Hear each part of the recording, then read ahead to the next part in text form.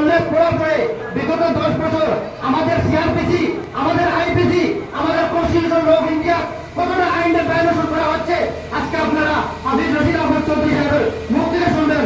আমরা রাত্রে যখন ঘুমাতে যাই তখন ভয় পাই সকালে ঘুম থেকে জাগতে, কি জানি আমাদের সিআরপিসি বাতিল করা হচ্ছে, কি জানি আমাদের আইপিসি বাতিল করা হচ্ছে। আমাদের right to movement, right to personal right to life and personal liberty, right to protest, right to religion সব কিছু পালন করা যাচ্ছে আমাদের এই বিজেপি সরকার। তাই আমাদের এই নির্বাচন সাধারণ নির্বাচন নয়, এটা আমাদের এটা হচ্ছে গণভোট। আমাদের 60টা এমএলএ সিটের একজন অভিভাবক হিসাবে পার্লামেন্টে কথা বলার জন্য আজকে আপনারা দেখবেন গতকালকে আমি রাত্রে 2 জায়গায় পেয়েছি আমাদের শিলচরের একজন বিধায়ক সেখানে দলালি করতে এসেছিলেন।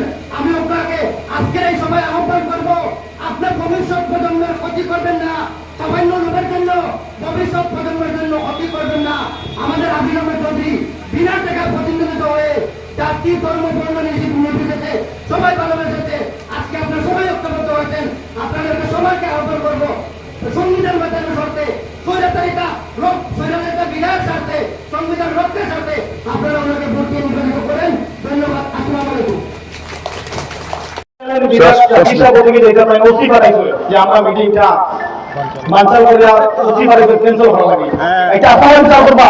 টাইম দিলে আমরা তাদের সবাই বুঝতে পারিস আপনি কেন মিটিং করলাম এখন টাইম আমরা 8টা 2 মিনিট আমরা বসবো এমএলএ মিটিং বন্ধ করা লাগে।